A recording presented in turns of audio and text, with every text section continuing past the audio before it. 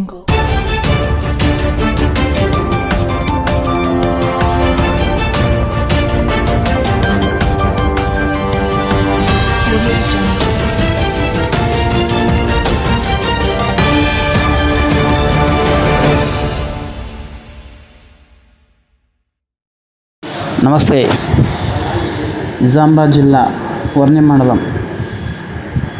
మండల పరిధిలో ఇందిరమ్మ ఇల్లు నిర్మాణం కొనసాగుతూ ఉంది.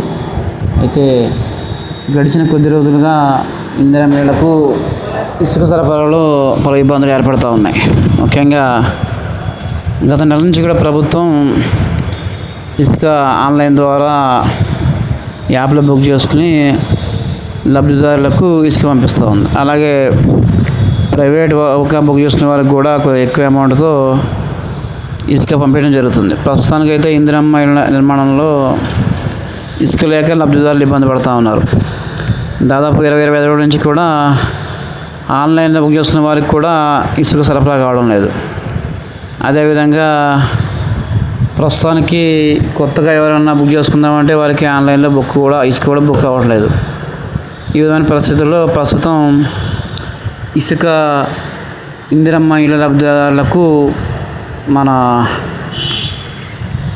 టిప్పర్ల ద్వారా అధికారులు ఇసుకని ఇందిరమ్మ ఇళ్ల లబ్ధిదారులకు $900 టన్ను మీద పంపిస్తున్నారు. అది కూడా ప్రస్తుతానికి ఈ ఇందిరమ్మ లబ్ధిదారులకు ఇసుక నాణ్యత కూడా తేడా ఉంది.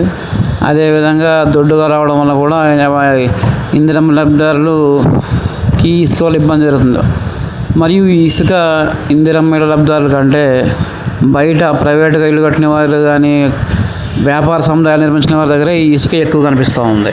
ప్రస్తుతానికి ఇందిరమ్మ ఇళ్ల లబ్ధిదారులు వారి అవసరాల రీత్యా బయట బ్లాక్లో కొనుక్కోవడం జరుగుతుంది.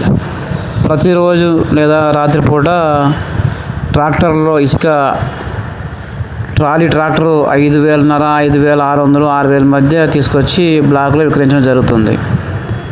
ఇందిరమ్మ ఇంటి లబ్ధిదారులు వారి అవసరాల దృష్ట్యా పనులు కొనసాగించడానికి ప్రస్తుతానికి బ్లాక్ మార్కెట్ పైన ఆధారపడాల్సి వస్తుంది. కావున అధికారులు ఇటు విషయం మీద శ్రద్ధ తీసుకుని ఆన్లైన్లో బుక్ చేసుకుని పెండింగ్లో ఉన్న వారికి ఇందిరమ్మ ఇసుక ఇప్పించగలరు. అదేవిధంగా కొత్తగా ఆన్లైన్ ద్వారా ఇసుక బుక్ అయ్యే అవకాశం ఉంటే కనుక ఈ బ్లాక్ మార్కెట్ మీద ఆధారపడే పరిస్థితి తప్పుతుంది. కాబట్టి ఈ విషయాన్ని అధికారులు గమనించగలరు. Thank you. ధన్యవాదాలు. Srinivas Kommana, SV channel, వర్ణి.